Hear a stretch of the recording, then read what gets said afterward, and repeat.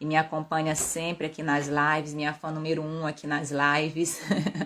Muito obrigada. Vamos começar respondendo aqui então as perguntas da caixinha. Eu vou começar aqui pela primeira que apareceu para mim.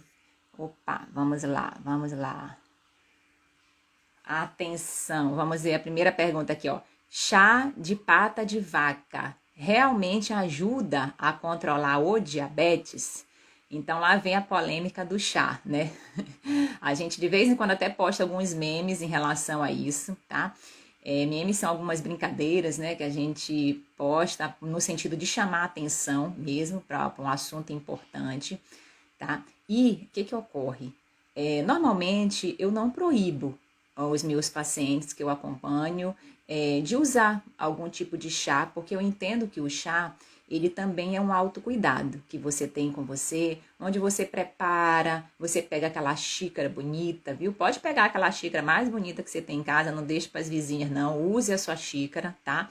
E você toma um chá com calma, muitas vezes sentado, lendo algum livro, tá? E tudo isso faz parte de um autocuidado que ajuda no gerenciamento de emoções também. Só que quando a gente fala em relação ao controle do diabetes, a cura do diabetes, né? Precisamos ter muito cuidado em relação a essa grande propaganda que existe na internet em relação a chás milagrosos que vão te trazer esse benefício a mais, tá ok? Por quê? Porque não existe estudos comprovando que chá XYZ, da pata da vaca, da insulina, do melão de São Caetano, o que mais? São tantos chá de bordo, chá de canela, sei lá. Não existe ainda estudos bem estabelecidos e bem comprovados que algum tipo de chá possa ajudar e muito menos, tá, curar o diabetes. É muito importante a gente ter atenção nisso, porque há essa distribuição, há essa divulgação muito ampla na internet, por parte, às vezes, de pessoas que querem ganhar o seu dinheiro, né, ganhar a sua esperança, ganhar a sua confiança, tá, mas que não tem comprovação científica. E eu alerto ainda mais, atenção, que muitas vezes esses chás que se mostram naturais, confiáveis e que a gente acha que não vai fazer mal nenhum, podem sim prejudicar a sua saúde, podem sim levar a um quadro de insuficiência renal, um quadro de insuficiência no fígado, e que isso sim pode ser um agravante muito grande na sua saúde. Então, não existe chá que cure, que ajude no sentido de curar o controle do diabetes. Ai, doutor, então não pode usar? Pode, desde que você converse com o seu profissional da saúde que lhe acompanhe, fale qual é o chá, qual é a dose que você está usando, a quantidade, porque isso também não tem, tá? Por exemplo, o chá de canela, a canela é uma especiaria, né, que se mostra em alguns estudos não muito bem controlados, mas que se mostra que ela pode ter um benefício, sim, em relação ao controle da glicose. Mas, diante disso, a gente não sabe ainda qual é a dose, quantas vezes por dia, ou por semana, ou por mês, sei lá, pode se usar. Então, assim, esse cuidado a gente precisa ter. E quanto mais natural for o chá, independente de qual você consome e para qual benefício você queira, mas quanto mais natural for o chá, melhor para a sua saúde. Porque esses chás, às vezes ditos naturais, que cura o diabetes, que cura o câncer, que cura colesterol, que emagrece, que mais? Que deixa mais novo, né? Todas essas propagandas a gente tem na internet. Desconfie, tá? Desconfie de um chá, de uma pílula, de um medicamento que faça tudo isso ao mesmo tempo, porque isso realmente, quando a gente vai olhar bem a fundo, não tem estudos comprovando, e isso, em vez de ajudar, muito pelo contrário, pode prejudicar a sua saúde. E aqui a gente não está com esse objetivo de maneira nenhuma, a gente está com o objetivo realmente de trazer essa saúde como um conceito mais amplo, onde não é só o uso de algum medicamento que vai te ajudar no controle do diabetes. A gente sabe que tem uma gama de outros pilares que são importantes nesse acompanhamento e nesse controle. Então, vou repetir, não existe nenhum chá comprovado em estudos científicos que ajudam no controle do diabetes. E se você encontrar alguma propaganda relacionada a isso na internet, que cura não só o diabetes, mas outras doenças crônicas, outras doenças malignas, você não use, tá? Não gaste seu dinheiro com isso. Por outro lado, se você quiser consumir um chá caseiro, onde você mesmo faz na sua casa, mas falando isso para o profissional da saúde que lhe acompanha, e também sem deixar de mão o seu tratamento, porque isso é muitas vezes o que ocorre, as pessoas depositam a sua esperança num chá milagroso e largam a sua insulina, largam as suas medicações, largam muitas vezes até o acompanhamento médico, largam às vezes os pilares da boa saúde e depositam as suas esperanças nesse único produto. Não faça isso, isso é um risco muito grande que você corre e sempre se acompanhe de profissionais que possam lhe orientar em relação a isso, para que você tenha essa saúde muito bem construída e não deposite, né, nem o seu dinheiro, nem a sua esperança em cima de algo que realmente não há comprovação científica nenhuma que vá lhe ajudar nesse ponto.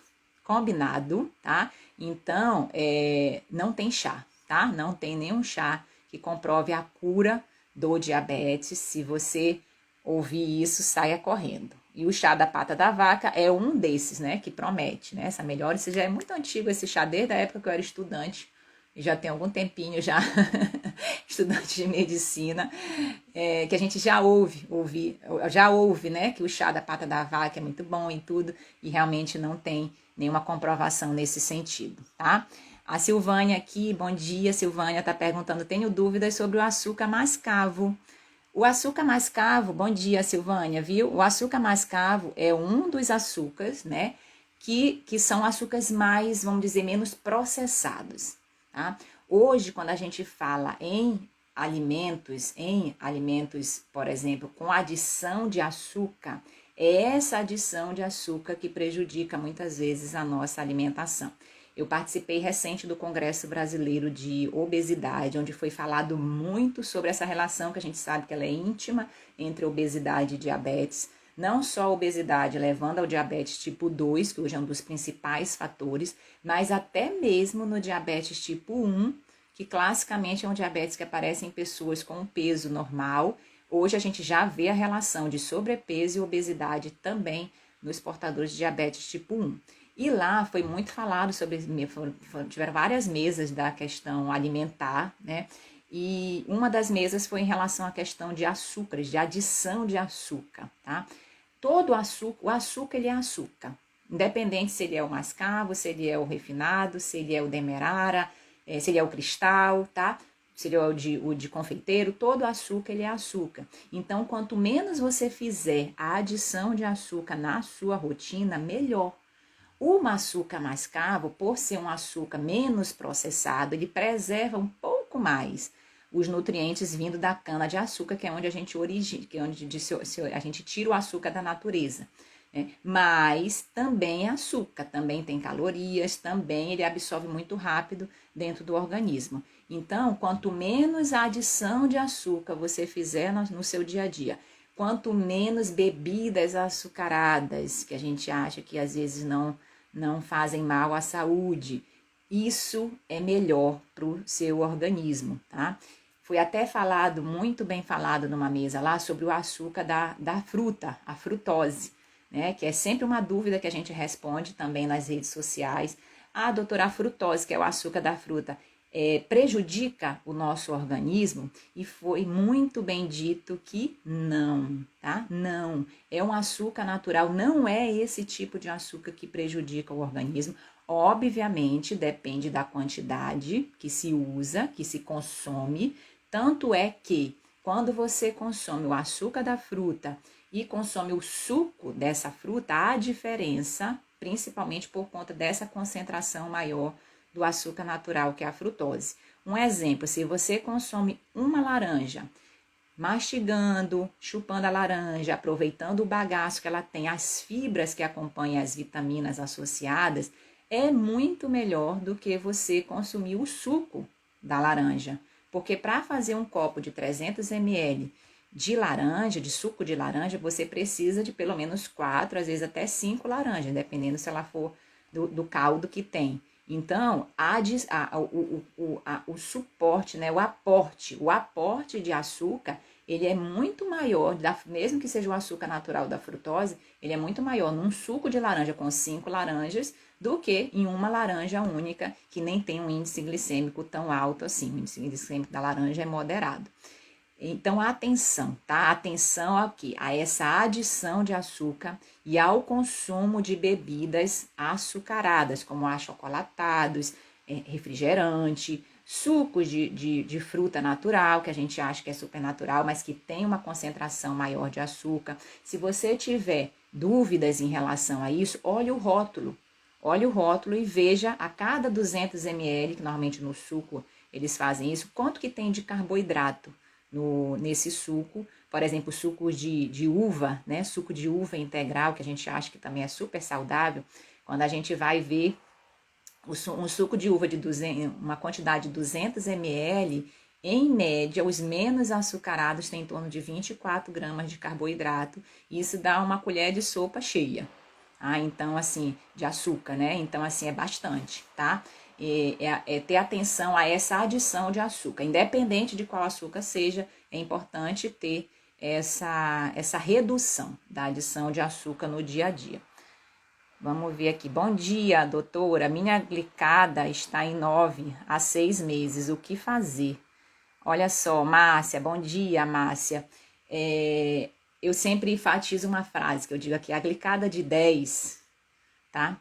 É uma glicada de 9, de 10, é uma glicada que não está bem compensada, né? Então, a glicada de 7, ou menos que 7, que é o que a gente busca, na maioria das vezes, né, dentro do controle do diabetes, é essa de 9, de 10, de 11, de 12, de 15, até de 17, que eu já vi que não desistiu. Então, o que fazer? O primeiro passo e o mais difícil é procurar ajuda, tá? Procure ajuda da sua endócrina de confiança, para poder ver aonde que está, né, o pilar que precisa, ou os pilares que precisam ser ajustados dentro do seu tratamento e do seu plano de cuidados. A gente sabe que tem uma gama de pilares que são importantes. Muitas vezes é um mito achar que a gente só usar a medicação vai controlar a glicose, e não é assim. A gente sabe que tem outros pilares que também influenciam, como a alimentação, o sono, tá? A prática de exercícios físicos regulares, o gerenciamento do estresse, a hidratação, que a gente às vezes acha que não tem importância. A hidratação, quando você bebe água, você ajuda a diluir essa glicose no organismo, você ajuda os seus órgãos a funcionarem melhor, a hidratação. Depois eu vou fazer uma live só sobre hidratação, porque assim, são muitos benefícios que a gente tem. Então, assim, a avaliação hormonal, a avaliação de vitaminas, tudo isso importa dentro do controle, o contexto em que você está, sua saúde emocional, sua saúde financeira, tá? Tudo isso tem a ver com o controle do diabetes. Então, procure ajuda da sua endócrina de confiança e os outros profissionais que podem ajudar dentro da área da saúde, para que você possa, sim, restabelecer o melhor controle da sua glicose e possa alcançar um dos alvos que a gente objetiva dentro do controle do diabetes, que é a hemoglobina glicada menor que 7. A gente sabe que não é só esse alvo que a gente busca, tem outros também importantes, mas esse é o que a gente traça como um objetivo também principal, tá? Deixa eu responder mais uma dúvida aqui da nossa caixinha de perguntas. Vamos lá. Vamos ver. Nossa, tem muita pergunta aqui, gente. Vamos ver se eu consigo acelerar para poder responder o máximo que eu puder, tá? Toda vez que eu ponho, ela some a pergunta. Eu vou aqui de baixo para cima, que eu acho que fica melhor. Vamos ver. Ai. Peraí, vamos lá. Doutora, diabetes e vida sexual, tem diferença para o homem e para a mulher? Você acha que o diabetes afeta a sua vida sexual? A resposta é sim, desde que esse diabetes não esteja também bem compensado e dependendo dos anos de diabetes que você tem, tá? Esse é um tema muito importante, muito relevante, é pouco falado, tá? É pouco falado. Muitas vezes, quando o paciente vai para o consultório, que a gente pergunta sobre vida sexual, o paciente fica esperando o médico não perguntar isso, e muitas vezes o médico também não pergunta, fica esperando o paciente também não indagar sobre essa pergunta, tá? Mas vida sexual e diabetes têm relação, sim, tá? Para os homens, para as mulheres, desculpa, primeiro, quando o diabetes não está bem compensado, o que pode ocasionar? Diminuição da libido, falta de disposição, secura vaginal, infecções vaginais de repetição, dor na relação sexual. Tudo isso são alterações que podem ocorrer quando o diabetes está descompensado, lembrando que também tem outras causas para isso. E no sexo masculino, que é onde se tem a maior exposição e talvez os maiores tabus em relação a isso, pode ocorrer a disfunção sexual. O que é a disfunção sexual? É o homem tanto não ter a libido preservada, quanto principalmente não ter a ereção, que é quando o pênis ele fica duro para poder ter essa relação sexual sustentada, ou até mesmo não conseguir ejacular. Tá? Então, o diabetes descompensado é sim uma das causas de alteração na relação sexual, porque afeta os nervos e afeta a circulação da região peniana para os homens, mas a gente sabe que também existem outras causas, como abuso de álcool, algumas medicações relacionadas, algumas alterações neurológicas e até mesmo urológicas em relação a alterações hormonais.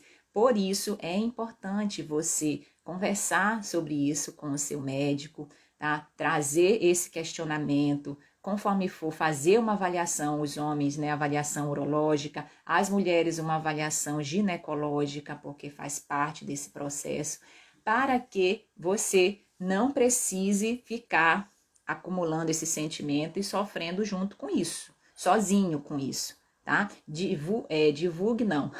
Fale sobre esse sentimento, fale sobre essa dificuldade, se você assim tiver, com o seu médico, a sua endócrino de confiança, para que você possa ser ajudado em relação a isso também. Depois eu vou fazer uma live, tá? Sobre isso, porque isso é um assunto muito importante, pouco falado, e eu acho que vale a pena a gente conversar sobre esse assunto, de forma leve, de forma tranquila, tá? Aqui nas nossas redes sociais, para que a gente possa ajudar mais pessoas e as pessoas possam também entender que não é vergonha, tá? Que não é vergonha a gente falar sobre isso, porque isso afeta muito a vida dos casais, afeta a vida da pessoa de forma individual. E eu sempre falo, abra esse diálogo. Eu falo muito com meus pacientes isso, porque nem sempre, tá? Inclusive a maioria das causas de disfunção sexual, seja para o homem ou para a mulher, não tem relação com hormônios, não tem relação muitas vezes com diabetes, não tem relação com alguma doença. Tem relação muitas vezes com estresse e ansiedade, o corre-corre do dia a dia. Então, abrir esse diálogo com o seu parceiro, com a sua parceira em casa, falar sobre isso, tá? Ver o que ele gosta, o que você gosta, tá? Conversar sobre isso ajuda muito nesse contexto, porque muitas vezes a gente não é educado. Aliás, a gente, na maioria das vezes, não é educado para isso. Nós, mulheres, quando falam em sexo, é aquela coisa cochichando. Os homens têm um pouco mais de liberdade, mas também tem essa questão de não se mostrar vulnerável, né? Então, assim, é algo que vale muito a pena você conversar, você abrir esse diálogo para que você possa, né, também ter mais, assim, vamos dizer, mais acolhimento e mais tranquilidade em relação a essa parte também, viu? Então, faça isso, tá? Converse, mostre seus sentimentos, mostre suas dificuldades, suas dúvidas, tanto com o profissional que lhe acompanha, quanto com o seu parceiro do dia a dia também. Vamos ver aqui, responder outras perguntas. Nossa, são muitas perguntas. Vamos ver, deixa eu ver para não passar nenhuma aqui. Essa aqui eu já respondi. Bom dia, sou pré-diabética, a Rutileia. Bom dia, Rutileia. Sou pré-diabética, posso colocar no omelete aveia e polvilho, 2 colheres de sopa? Pode, né? Fica gostoso o polvilho no omelete? Eu nunca experimentei. A aveia é um produto, né? Um carboidrato complexo que ajuda também na questão do controle da glicose, nas doenças cardiovasculares, porque a aveia ela tem uma substância chamada beta-glucano que ajuda nesse processo de absorção mais lenta da glicose, é uma fibra, né, que também ajuda na questão intestinal, então pode sim. O polvilho, né, que faz o coisa, já é um carboidrato, assim, mais refinado, tá? Então, assim, quanto menos você adicionar o seu omelete, melhor. Se ficar gostoso, pode colocar assim, um pouquinho, não tem problema nenhum não, tá? Então, pode ser usado na rotina. Vamos ver aqui mais alguma pergunta. Doutora, para mulher, pode tomar anticoncepcional ou é melhor outro método anticoncepcional? Bom, os anticoncepcionais, eles são medicações, né, que hoje, apesar de ter também uma corrente na medicina criminalizando os anticoncepcionais, eles são medicações ultra importantes dentro da medicina, tá? Porque nos ajudam realmente a ter até essa liberdade feminina, tá ok? E assim, o uso do anticoncepcional, a gente tem muitos tipos de anticoncepcionais, tem os orais e tem os não orais, e isso deve ser definido em consulta médica, porque assim, tem muitas opções no mercado, tá? Tem opções com mais hormônio, com menos hormônio, tem opções não hormonais, inclusive, mas, inclusive, quando você está com o diabetes descompensado, que você não planeja, não quer engravidar nesse momento, é super importante definir, sim, um método anticoncepcional para que você possa se programar melhor, você possa ter um controle melhor da sua glicose e não e evitar sustos aí antes da hora, tá? Até mesmo porque isso faz parte também, tá? Isso faz parte da educação em diabetes, você se programar para gestar. A mulher que tem diabetes, ela pode ter filhos? Pode e deve, se assim ela quiser, né?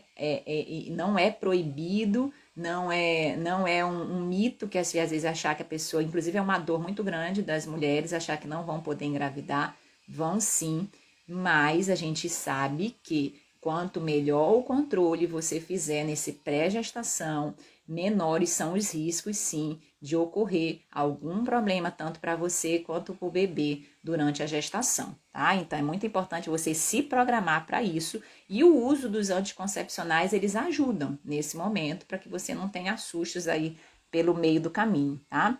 Bom dia, diabetes altera o fluxo menstrual na pré-menopausa?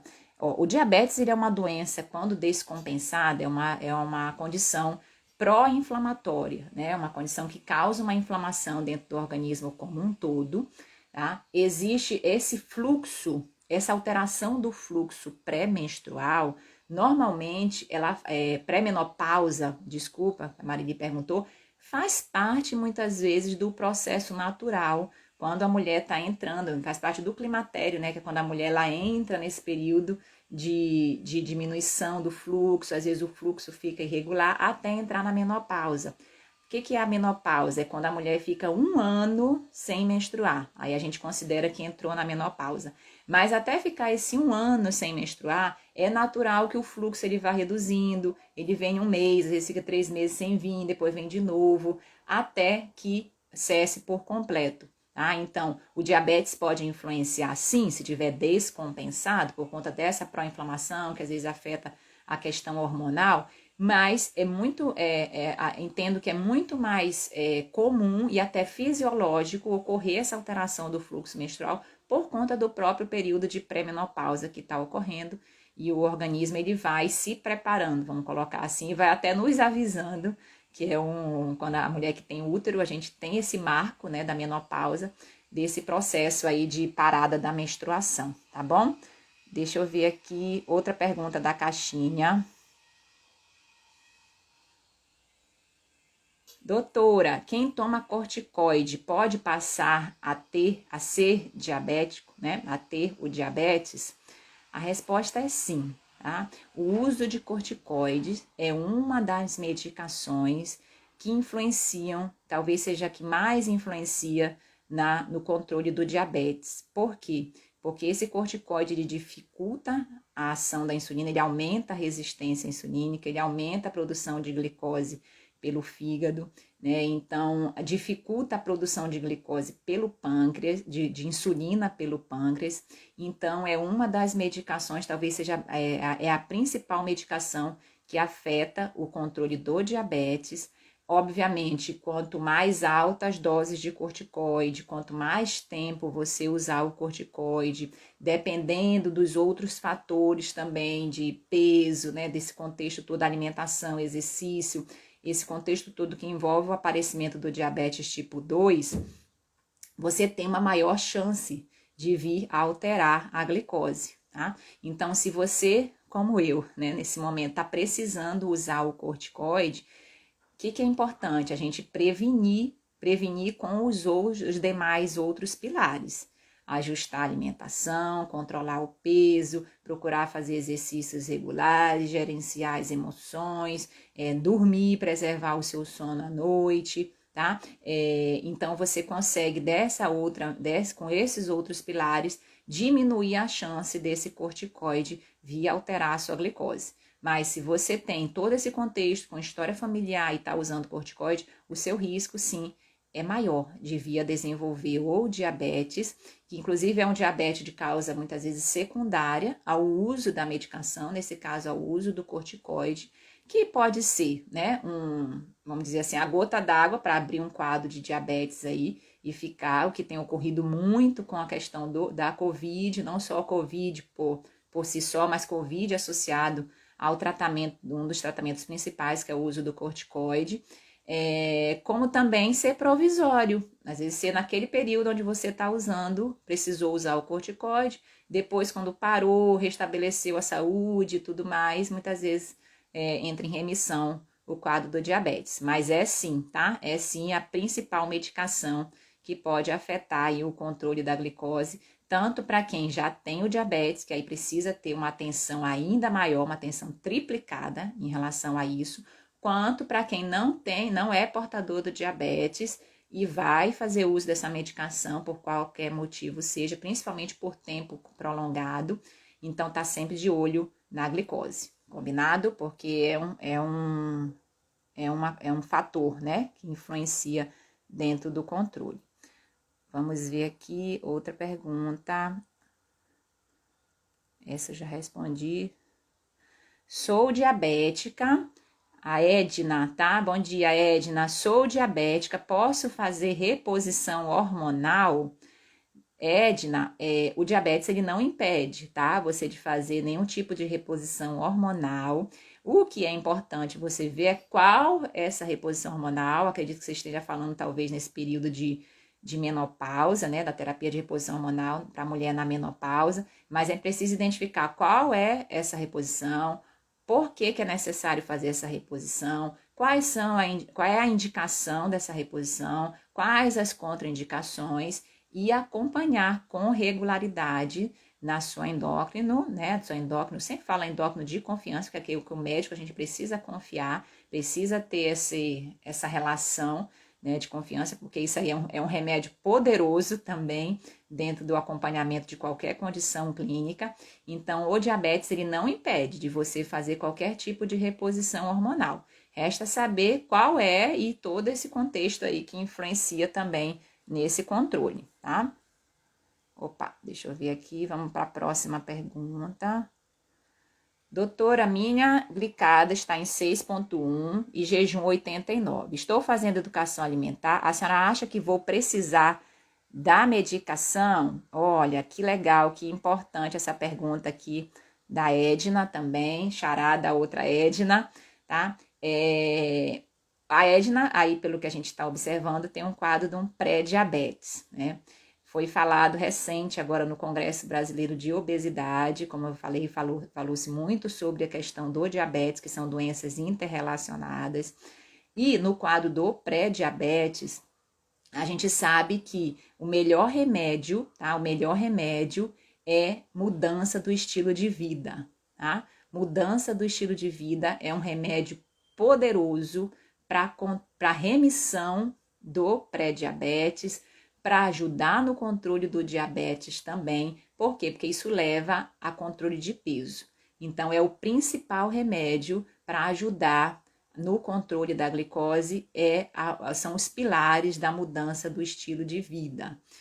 Em alguns casos, é necessário a medicação, e isso depende desse contexto. foi falado lá sobre a metformina, que é uma medicação muito antiga, já há mais de 60 anos utilizado, e que é um remédio que é barato, que é de graça, que é super efetivo nos pilares que ocorrem na fisiopatologia, né? O que leva à alteração da glicose? A metformina, ela age em muitos desses fatores, tá? E aí, o uso da metformina, ele se mostrou benéfico, principalmente em mulheres que já tiveram diabetes gestacional e vêm a desenvolver esse quadro de pré-diabetes, pessoas abaixo de 60 anos, mostra que ela é mais efetiva tanto quanto a mudança do estilo de vida, e também quem está em valores de hemoglobina glicada próximo aos valores que a gente já considera do diabetes, que seria ali em torno de 6,4 a 6,7, né? Nesses valores intermediários, tá? E que muitas vezes também está acima do peso, tá? Então, assim, tem esses fatores que vamos dizer, que indicam maior uso da medicação, mas vou repetir, o melhor remédio para ajudar no controle do pré-diabetes é a mudança do estilo de vida. É você se alimentar melhor, lá vem de novo, né? Todos esses pilares são importantes. O exercício, a hidratação, o bom funcionamento do intestino, a preservação do sono regular, o gerenciamento do estresse, o equilíbrio hormonal e de vitaminas também, isso faz um controle muito melhor, tá? Deixa eu responder outra pergunta aqui da caixinha. Cirurgia metabólica. Cirurgia metabólica, para quem ainda não sabe, é um conceito novo, relativamente novo, né, dentro da medicina, que é a cirurgia bariátrica aplicada para a resolução do diabetes. Então, foi liberado desde 2017 pelo CFM, que é o Conselho Federal de Medicina, esse tipo de cirurgia para quem é portador do diabetes, tem menos de 10 anos de doença, tem mais de 30 anos e menos de 70 anos também, e que o IMC entre 30 e 35, o IMC é o índice de massa corporal, que a gente calcula o peso de acordo com a altura, e que não conseguiu controlar o diabetes da forma clássica, né? Com o tratamento clínico, controle do peso e etc.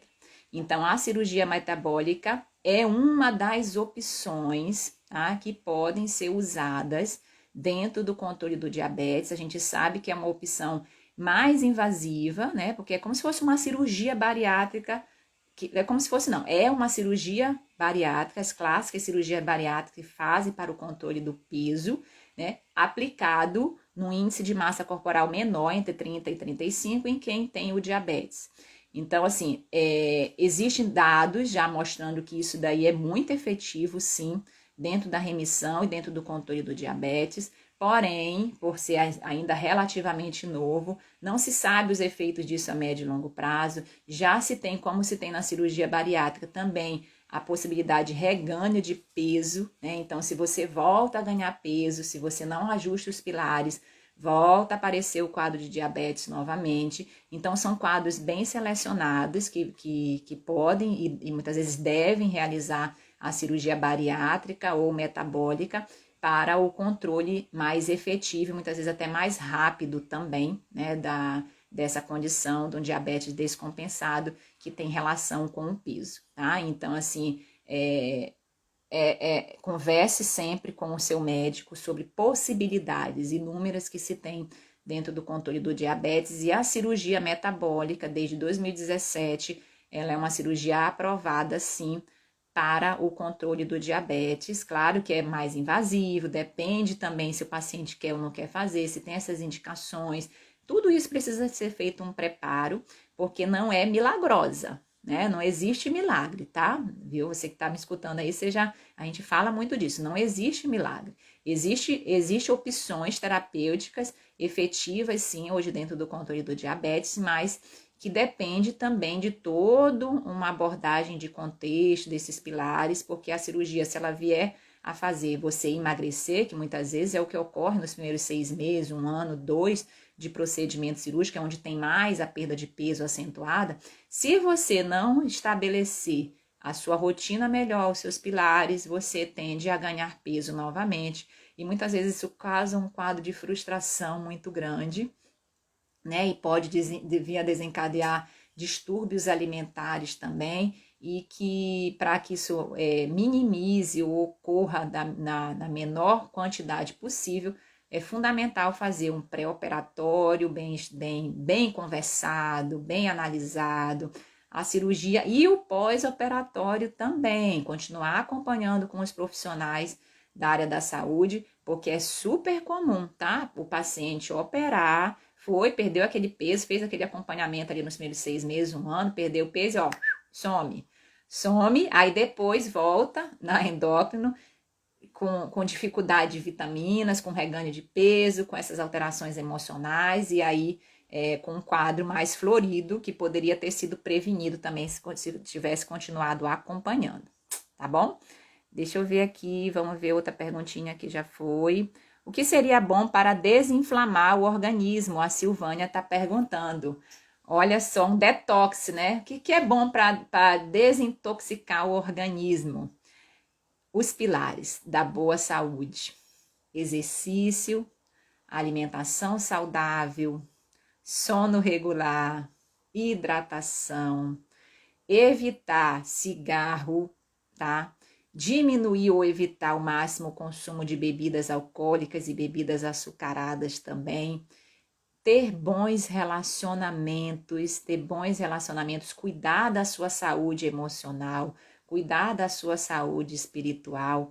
Tudo isso e muito mais, hidratação, o intestino regulado, tudo isso e muito mais é importante dentro desse detox que a gente pode e deve fazer para o nosso organismo, e muitas vezes não é quando a gente já está com o problema instalado. Não, o melhor é quando a gente consegue fazer antes da instalação de qualquer doença, crônica ou não, que venha a ocorrer, esses pilares da medicina do estilo de vida, da boa saúde, é o que mais influencia, tá? Muitas vezes a gente acha que é um remédio XYZ que a gente vai comprar na farmácia.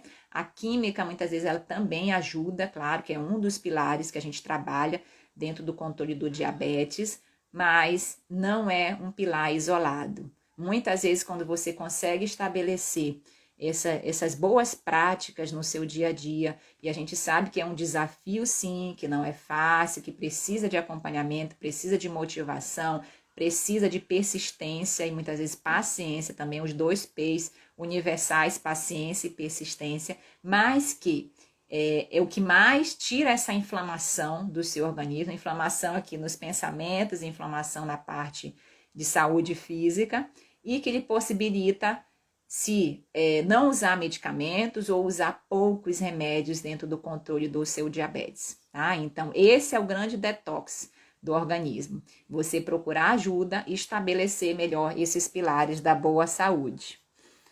Vamos ver o que mais. Deixa eu ver aqui uma da caixinha de perguntas, para a gente não ficar sem responder.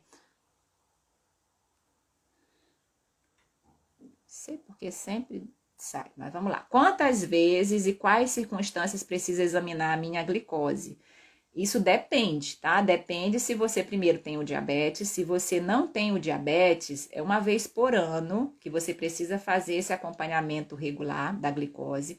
Se você tem o diabetes e a sua glicose está bem compensada, aí depende se você tem o diabetes tipo 1, se você tem o diabetes tipo 2, se você tem o diabetes tipo 1 ou tipo 2 que usa insulina, que aí precisa fazer aquele automonitoramento diário, né? Mas se você, por exemplo, tem um diabetes tipo 2, está bem compensado, você volta a cada 3, no máximo 4 meses na sua endócrina de confiança. Se você não está bem compensado, muitas vezes tem alguns casos que precisa voltar a cada semana para a gente fazer os ajustes necessários.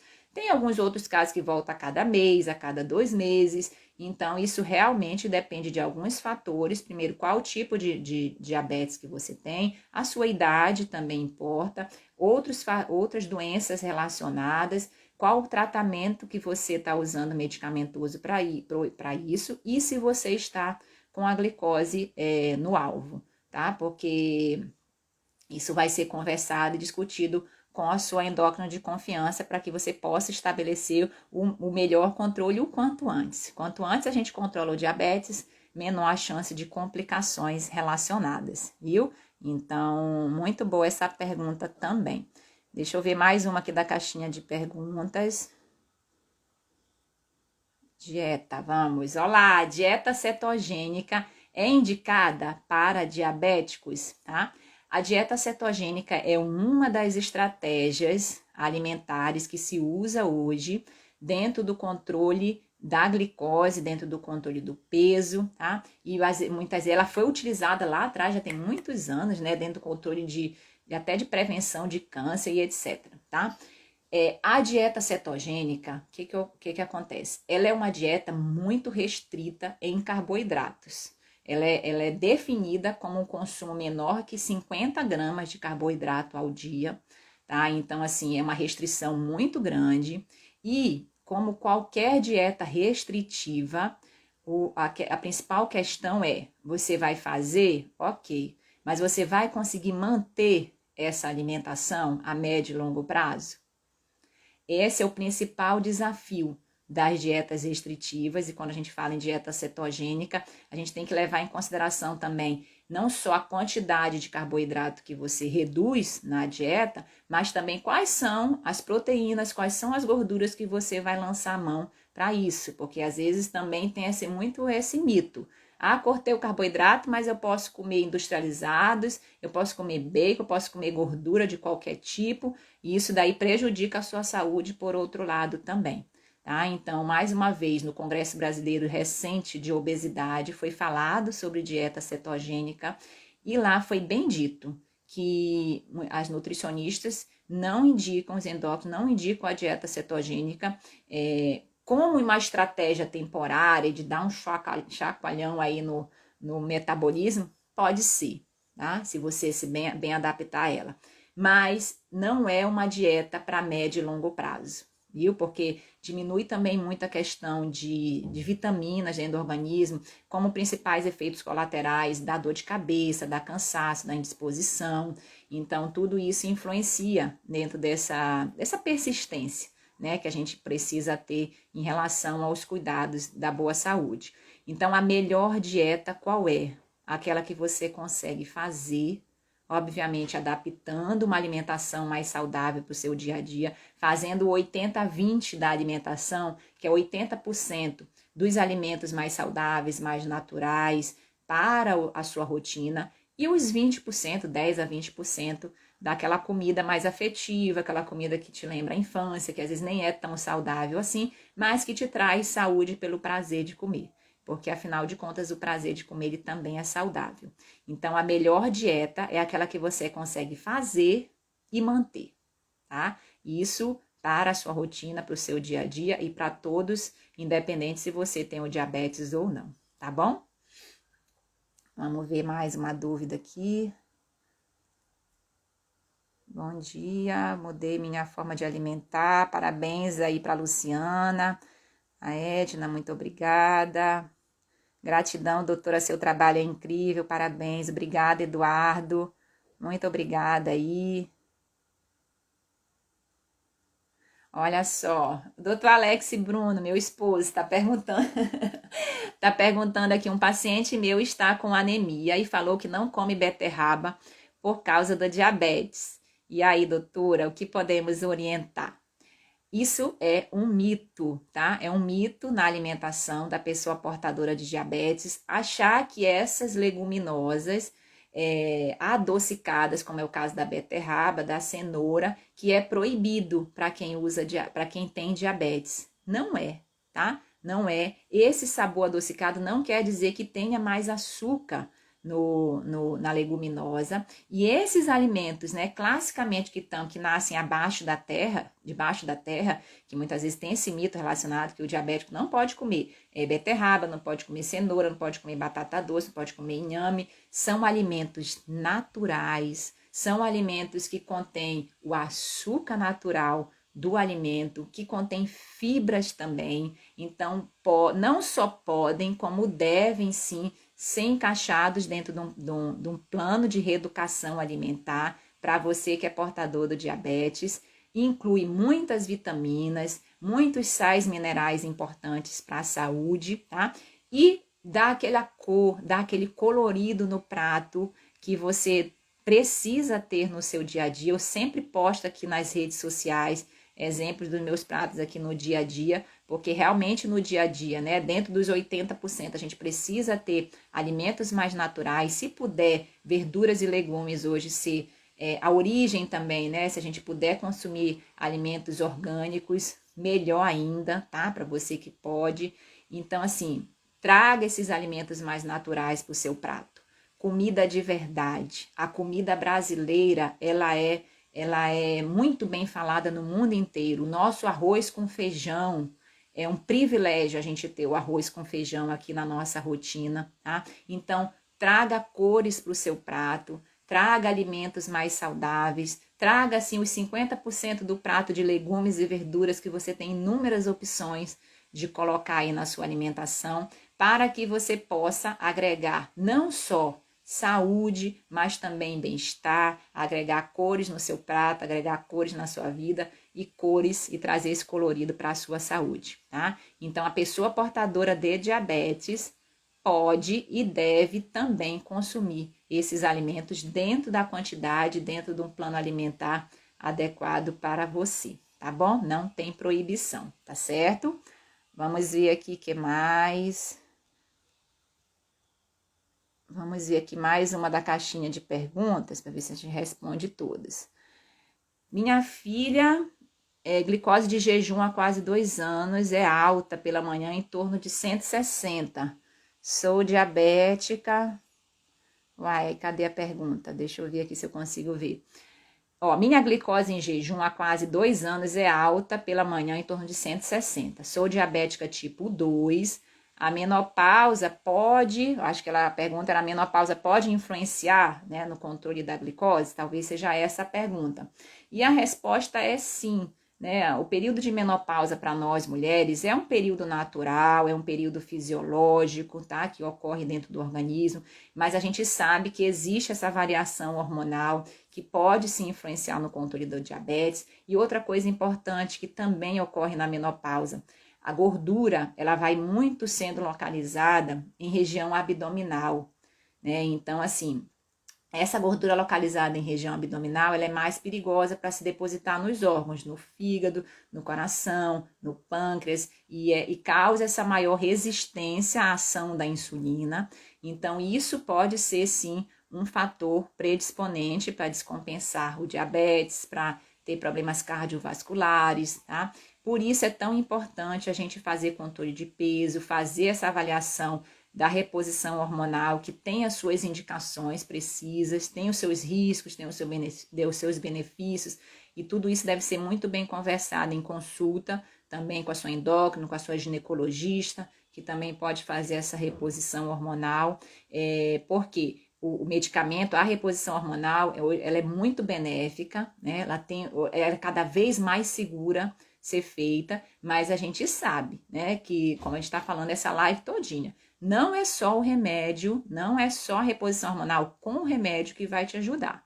Tem todos os pilares da boa saúde que também entram como um alicerce importante para que a sua casinha não seja uma casinha de palha, não seja uma casinha de madeira, seja uma casinha construída com tijolos, né, com teto, com alicerce bem feito, a construção de tijolos e o teto lá, que é a reposição hormonal, é apenas o teto, né, dessa casinha, para que ele seja bem estabelecido e não venha aí, ó, a desmoronar, tá? Então, esses cuidados com a boa saúde também é importante, tá certo?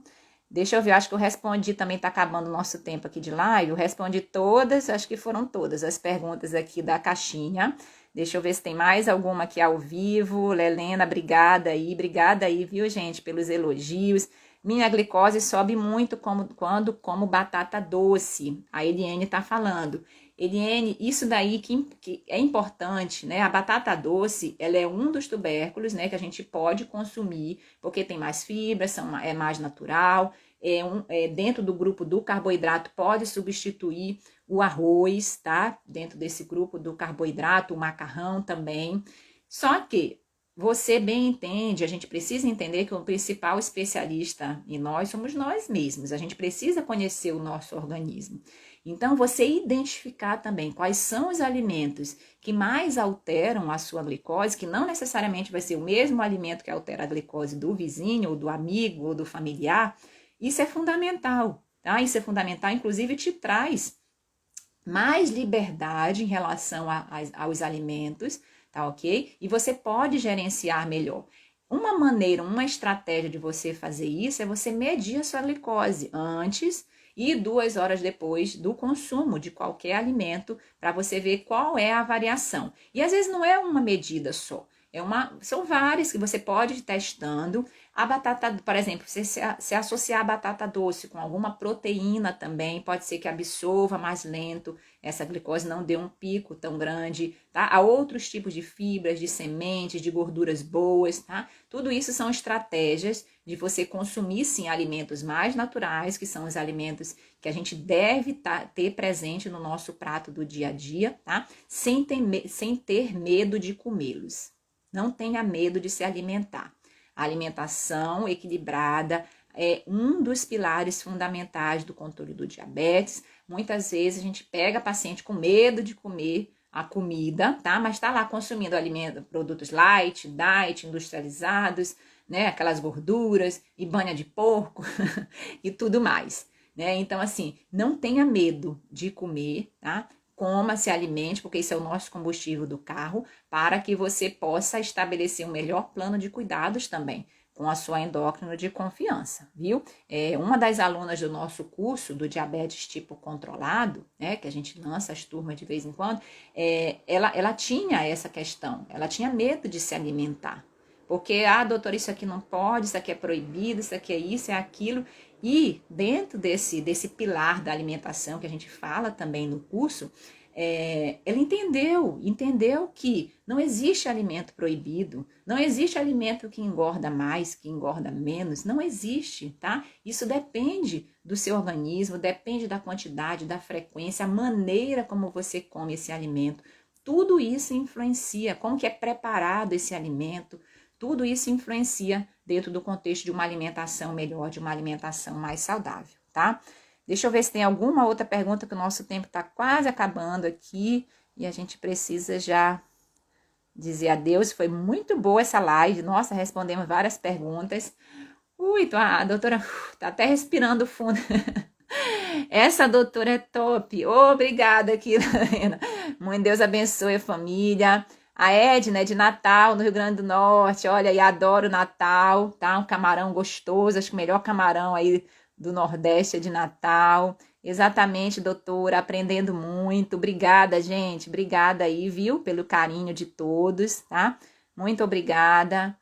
Deixa eu ver aqui, doutora, a Elaine tá perguntando, insulina engorda? Eu já fiz um vídeo, tá, Elaine, sobre essa questão, se a insulina engorda, tá? A insulina, ela é um hormônio que ela faz crescer músculo, ela faz crescer, facilita o depósito, sim, de gordura dentro do organismo, desde que exagere na alimentação, tá? Então, o diabetes descompensado, aquele diabetes que causa um emagrecimento muito rápido da glicose, essa pessoa, ela ou não tem a insulina, ou a insulina não está conseguindo agir. Aí, o que o organismo faz? Ele consome gordura, consome a proteína, por isso que a pessoa emagrece muito rápido, porque não está conseguindo pegar o açúcar, o carboidrato, e jogar dentro da célula do nosso tanque de gasolina para poder queimar e realizar as atividades naturais do dia a dia. Quando você faz a reposição dessa insulina, você observa que a pessoa começa a restabelecer o seu peso, né, de maneira saudável, sim, porque passa a consumir o principal nutriente que o nosso organismo gosta e é natural que seja consumido, que é o carboidrato. Se tem uma poupança, né? Nessa poupança, a gente consegue equilibrar a quantidade que a gente consome com a quantidade que a gente gasta, tá? Não há ganho de peso. Só que, se na poupança, né? Na nossa poupança, se a gente consegue, se a gente passa a consumir mais e gastar menos, tá? O que a insulina faz? Ela pega esse gastar mais, joga dentro das células assim para fazer as atividades do dia a dia, mas ela vai acumulando. Ela vai pegando esse excesso aqui de carboidrato, excesso de calorias e vai levando, a poupança vai aumentando. Aí a poupança no abdômen, porque muitas vezes essa gordura ela vai para essa região de abdômen, então acumula mais gordura e faz com que ganhe peso sim, desde que você esteja numa alimentação desequilibrada, comendo mais, gastando menos e todo esse processo que a gente fala aqui dos pilares, né, da boa saúde. Então, assim, a insulina engorda desde que não esteja bem estabelecido um plano de cuidados individual e elaborado para você, tá?